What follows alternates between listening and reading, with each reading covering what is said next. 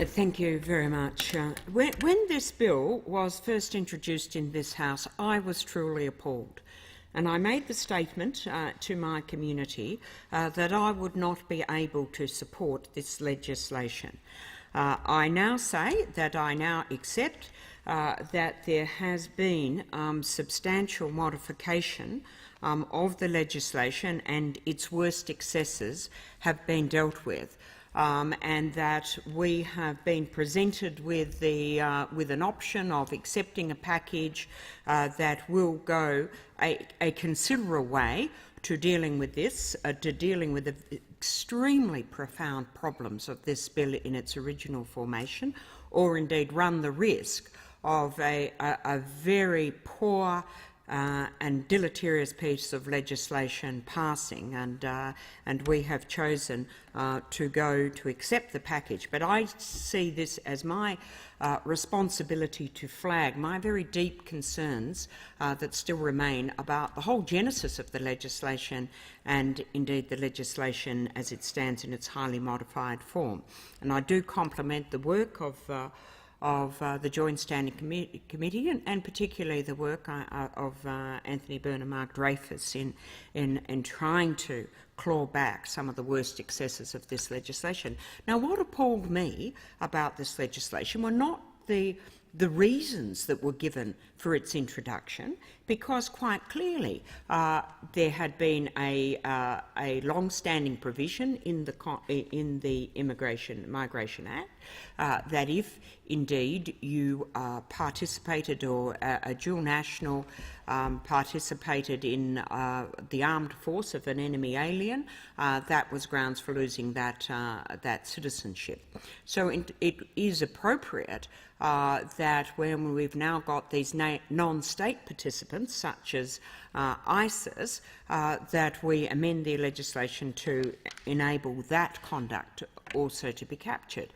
And of course, with the rise in terrorism, it is quite understandable that we may indeed want an option that where a person has been convicted of a serious terrorism offence and that they are a dual national, we want to have that capacity to say that they are no longer going to be entitled to their Australian citizenship. Now whether or not that is always wise is debatable, but at least those two provisions are understandable. But what was to me completely and utterly unacceptable was the unfettered power that this legislation gave the minister to be judge and jury under an absurd legal fiction that somehow or other you're sitting in your lounge room and you tweet something, or you write up a Facebook post, and that then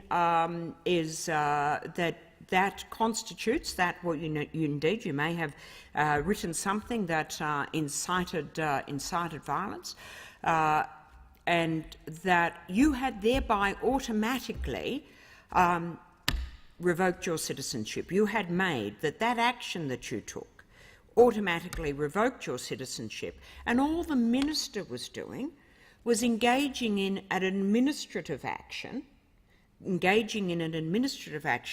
in order to let you know that you had done this and to point out that you were no longer an Australian citizen. I mean, absolutely mad stuff. Now, unfortunately, that is still contained in the legislation, but we have put so much around the exercise of that power that it does go some way to drawing in the worst potential excesses of that act of ministerial power. But I want to focus on this legal fiction and why we decided to go down this path of the legal fiction of this self-actuating conduct that leads you to be stripping yourself of the citizenship and not the minister. And it comes down to a very, very important principle of the separation of powers, that we have a bunch of things that legislatures and executives are allowed to do, but those and create policy and execute policy. But when it comes down to the application of the law to a particular citizen. The separation of powers says that the people that are making the determination on the facts and on whether or not those facts constitute a breach of law must be entirely separate,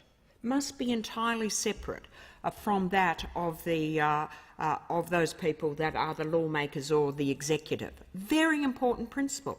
Now, it is true that there has been some debate in our constitution over time as to whether or not the extent to which this doctrine is entrenched within our constitution.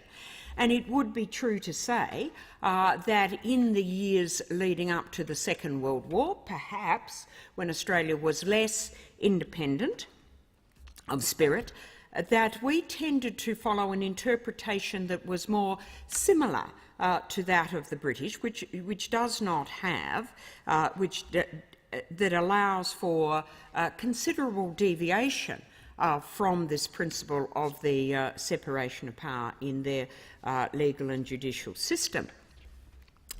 And made more complex in Australia by the fact that we had the arbitration and conciliation courts, which were seen to be a really important part of the Australian political landscape. And much of the defence, much of the interpretation of the Constitution as being more British and not requiring a total separation was done, in fact, to defend this conciliation and arbitration court. Now, we had a landmark case, the Boilermakers case, in 1956, which changed that totally. And finally, the High Court Justice at the time, Justice Dixon, who had long had this view, was able to get a majority support for this proposition that was much more like the tradition that came out of the French and the American legal system, which really strongly promoted that separation of powers, and were able to argue and convince the majority of the court that the very structure of our Constitution, Chapter 1, Chapter 2, Chapter 3, the fact that we have got Chapter 3, which articulates really sets out in great detail the things that one requires for the exercise of judicial power, that the argument was that that very structure of our Constitution, the fact that we have a whole chapter that is devoted to how judicial power is to be exercised, says very clearly that the Australian Constitution is a constitution that requires a complete separation of the power of the executive and the legislature from that of the judiciary. Now, it's important to understand this because when that first bit of legislation in the Immigration Act that we referred to was introduced in 1948, indeed we had the older interpretations of the Constitution that were more British in their character. So it probably was not such a live debate when that first provision about the serving in the force of an enemy alien was in. But subsequent to that, we now know that this is not just a technical thing. I think this is a profoundly important point, that we don't allow ministers to go around and be judges and juries on this case. And we don't buy these absurd legal fictions that somehow or other he's just writing a letter saying, hey guys, you might not have realised it, but when you did that thing last night, like that was a terrorism act, and now you're out as an Australian citizen. Now, we have, and again complementing the work that was done in the Joint Intelligence Committee to really constrain the range of things that the minister could do, and at least to require ministers to give, in most cases, some unfortunate exemptions, but to give have to provide reasons, and for there to be entrenched in this appeal processes. So the absolute unfettered power that the original iteration of this bill gave to the minister has been clawed back. And don't believe, and I have to say I've had some conflict with some of my colleagues on this who say, oh, you've got to presume that the government acts in good faith. Well, I just put it to you. And I was really surprised. I didn't know this. I've actually got some German ancestors that, you know, came out here in the 1870s. But it was only when I was in Germany earlier this year that they were saying, oh, like, what's all this stuff about what happened to all the German community after the First World War? I said, oh, no, a few people were interned, but, you know, nothing much. No. The absolute appalling process that went on that led to 6,000 German Australians actually not only being interned during the war, but then forcibly deported after the war. And at that stage, Germans were, in fact, the third largest ethnic group in Australia.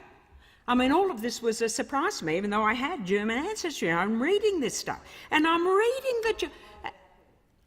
And why did it happen? And it happened, and there was some incredible... We had a war. But these were people, many, absolutely. We had a war. So when we have a war, do we say, if you have got ancestry, if you have got an ancestor that comes from a country that we're having a war with, you are automatically an enemy? Now, we're talking about people in many instances that were second and third generation Australians, that were subjects of Australia and who were absolutely dumbfounded and who wanted to go and fight in the forces, that wanted to go and fight for Australia.